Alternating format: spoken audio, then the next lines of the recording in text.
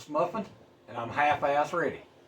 So, been a day or two since I had a chance to make a video, and I've been traveling, so I got to thinking about the bug out bag, the get home bag, the bug in bag, whatever bag you want to call it.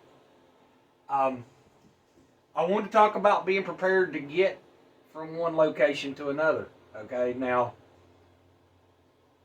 there are theories about this. You know, lots of folks have a bug out bag, a bob, and when I first got into prepping, and that's what people talked about was their bug out bag. You know, and so I got all kinds of lists about bug out bags and everything you need to have to bug out to your safe location, right?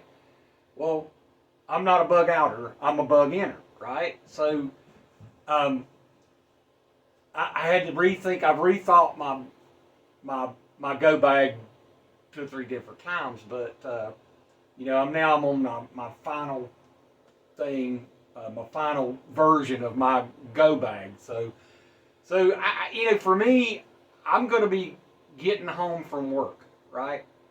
I need to get home from where I work, which is 7 to 9 miles from where I'm sitting now.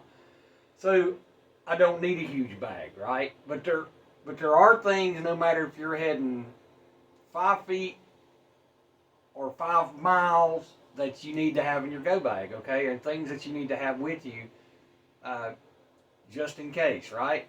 So stand by. We're going to talk about just in case, and I'm going to talk about how what I have in my bag. We're going to look at it. So, all right. So, just in case, what's the situation going on that you need to get home with, right? So, there are things hanging on the outside of my go bag that are everyday things. No matter if I had to walk home from a long trip or a short trip, these are things I'm going to have on the outside of my bag, right? My canteen. This is a Dave Canterbury canteen with holder. This system works really well for anything. Long-term survival, or enough water to get home. And I'll show you why. It all fits in this Jim Dandy pack, right? So, has a solid metal canteen with a big mouth, right? And I like the large mouth canteens. But it also has a canteen cup with a cook handle. Right? Because if you need to heat water, this keeps your hand away from the hot pot. It's something to heat water in. You can heat water in the canteen, you just want to make sure you take the cap off. But this is what separates this system from other systems out there.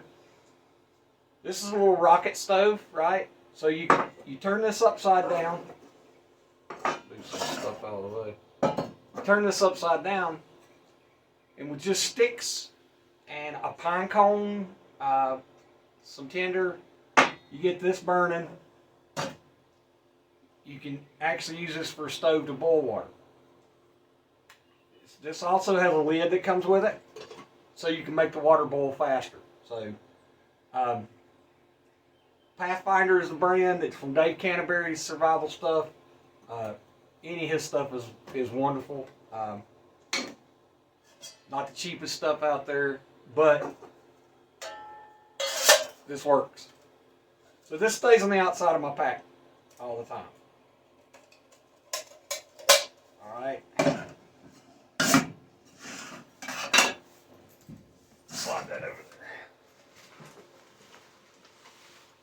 I keep a flashlight, nothing fancy, just a flashlight, right?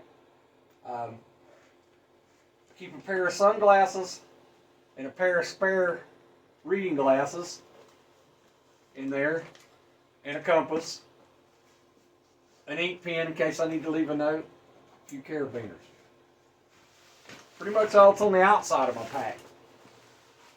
Those are things I'm going to need to grab and grab quickly. We're going to go on the inside, and I'll show you just what I carry in my pack. We've been over some of this before. And some of this is not going back in my pack because I told you I'm to my last version of my get home bag.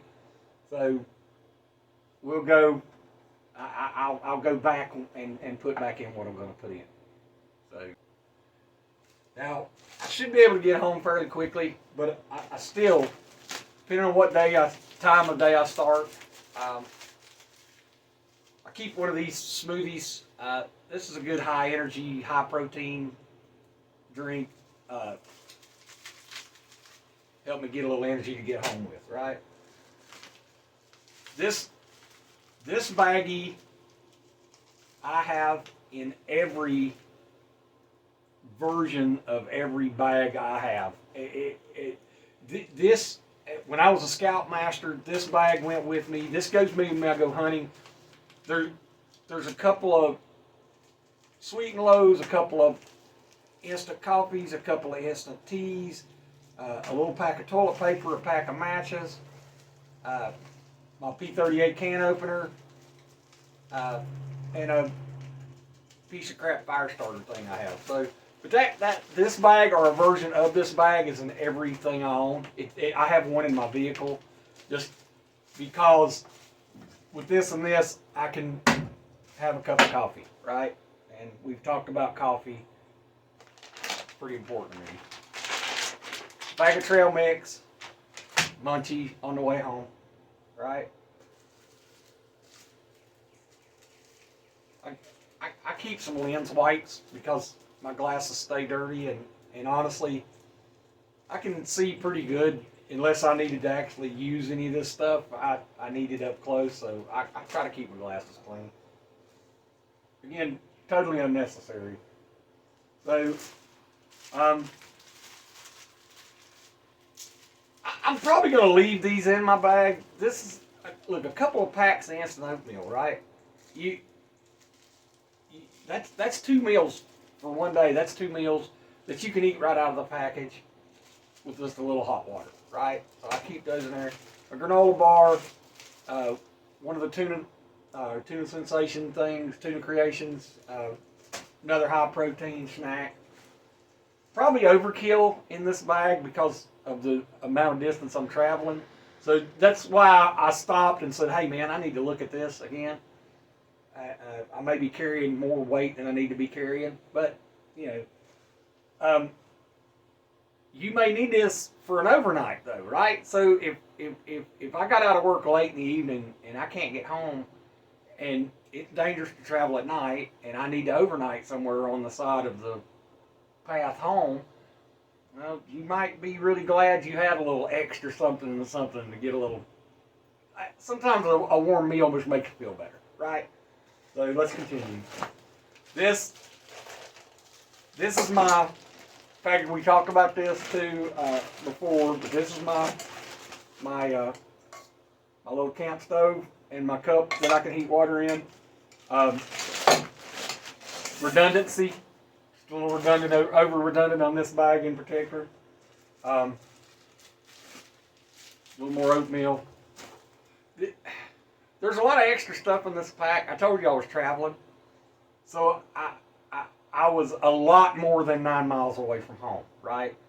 And I'll show you what's in the bag, and we'll talk some about that. But I got to thinking if I needed to get home from where I was, right?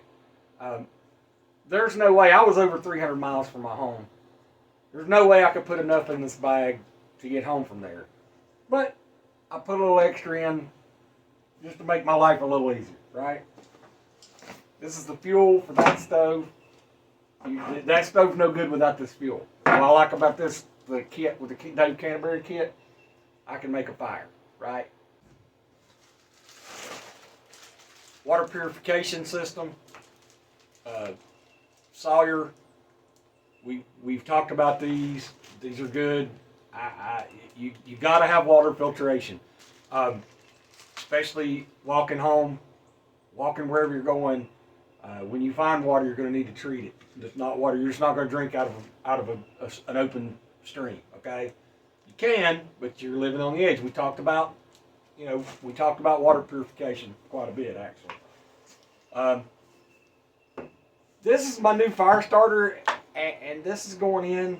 And some of my old junky ones are coming out, but this thing is so cool. It's the Survival Torch.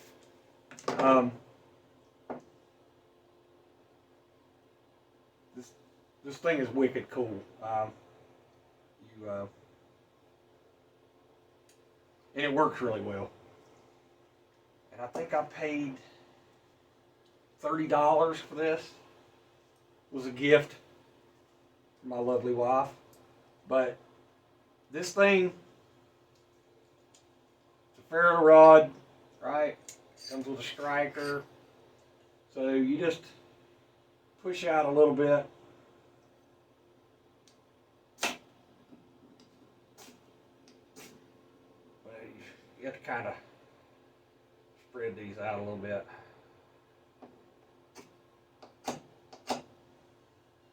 You know what?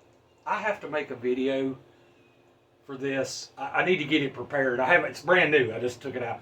But I have to make a video on this, and they'll send me an extra rope or 2 extra ropes for free. So you know what? I think that I will set this to the side, maybe later on today even. I will make a video with just this fire starter because it's cool. And I may use a couple of my other fire starters just to show y'all. Y'all never thought of that. So you know what? I'm going to set that to the side because I was not prepared to do that. And I don't want to piss away a bunch of other time, okay?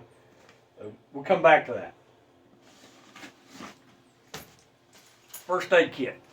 Nothing fancy, just a boo-boo kit. But it does have some pain reliever in there, burn cream, blah, blah, blah. First aid kit. Important. Takes up space that you might think would be well used somewhere else, but a first aid kit's important, okay? You can get really sick really fast. Box of extra ammo. We'll talk about security on the way home too. And I'm not going to open it because I've duct taped it together, but this is a fishing kit I made with a wine cork bottle, a wine bottle cork. I've taped some hooks and some weights and this little piece of fishing line that I bought at Walmart. I think I have about $5 in this whole thing. And I made like 6 of these and gave them to my prepper friends. But I could fish if I had to on the way home. Again, don't think I'm going to be out long enough with this bag to have to fish. But this is like version 3, and I'm going to my final version. So, emergency bivvy. These are like $7 or $8 online. I have a box full of these things. I give them to people for Christmas. It's a Mylar sleeping bag that might save your life. Okay. Life tent. This is a little more expensive than that, but Life tent is a Mylar tent that you can set up. Again, might save your life. Now we're getting into a lot of stuff that I'm not going to put back in. This I'll probably leave it. It's really a heavy-duty shirt, right? It's a good flannel. It's camouflage in case I need to not be seen. This I'll probably leave in. It's warm. I'll probably leave that in. Emergency rain poncho, 99 cents. That stays in, okay? Probably not going to bring the extra socks. But look, if you've got a week to walk or 3 days to walk, socks are going to be very important, okay? I did a lot of hiking when I was a scoutmaster with my scouts, and keeping your feet dry is important. toboggan,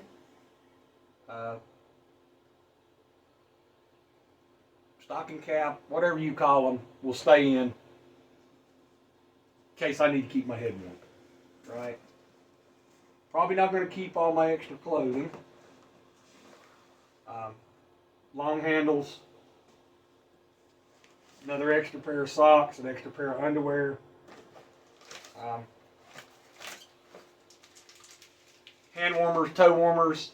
These things are great. That'll stay in there. I have actually 2 ponchos in there. That'll probably stay in there.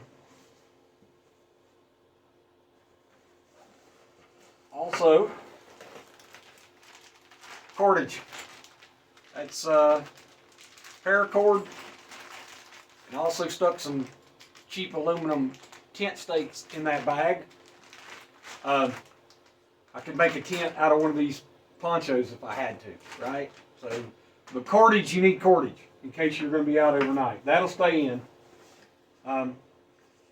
Here's another ferro rod fire starter that now that I have the survival torch, this probably will not go back in there. But I want to set it to the side because when I do my fire starter video, I'm going to use it too. Waterproof matches. You should always have matches and a lighter in your go bag. Good hard steel knife, fixed blade to use on a ferro rod if nothing else, but also for cutting your cordage.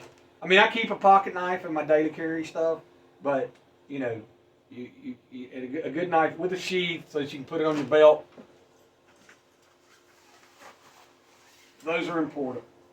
Okay.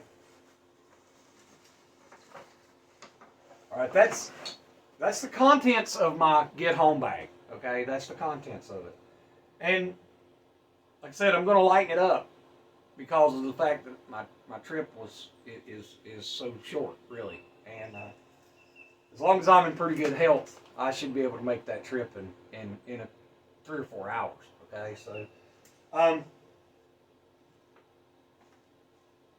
so we'll talk about security. I carry a Glock 30S. It's my daily carry, right? So this is with me wherever I'm at. So I have specialty firearms that I would call my go-to-war guns, but I may not have them with me, right? So I've learned to be proficient with this firearm. This goes with me. It will be stuck inside my belt while I'm going wherever I'm going on the way home. Whether I'm traveling 300 miles or the 7 miles from my workplace, right? This will be with me. 2 extra magazines are always with that weapon, right?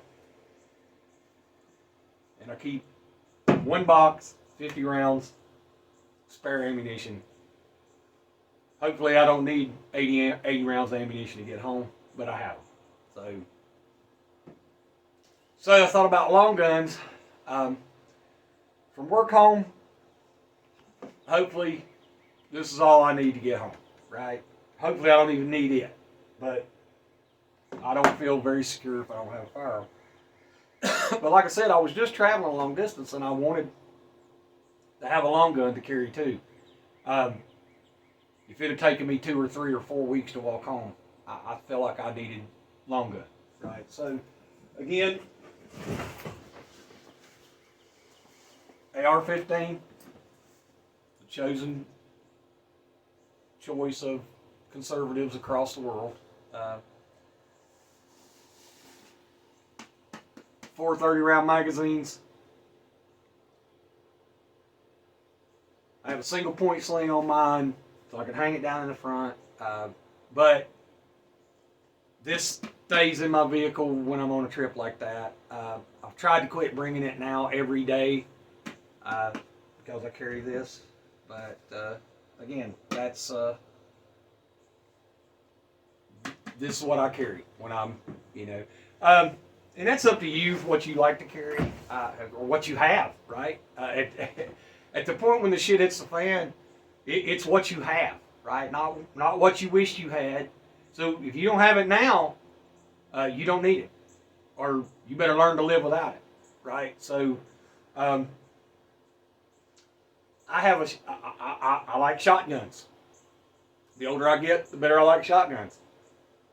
I have a tactical shotgun that sometimes goes as my get home carry weapon, right? So that's up to you. But let's talk about the mentality of this for just a second. I'm not going to waste a whole lot more of your time because let's talk about the mentality of it. If you have all right, you live in an apartment in the city, and you have a place that you want to bug out to, right? Um, well, you need to think about what you're going to need when you get there that isn't already there, right? What you're going to need to get you there, and what you have to carry it with, right? So you need to put together your own get home bag, or bug out bag, or bug in bag, whatever you want to call it. Now, personally, I don't have anywhere else to go. I'm sure I do. I'm sure I do. I have friends. I have a community.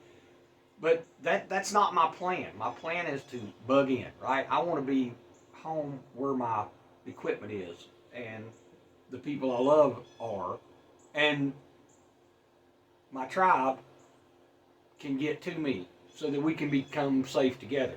So my main goal is to get home from wherever I'm going. Now, um, traveling on a trip, especially with folks you love who aren't preppers also, gets a little complicated, man. And I'm going to tell you, living inside a prepper's mind, and if you're watching this, you probably have the prepper mind.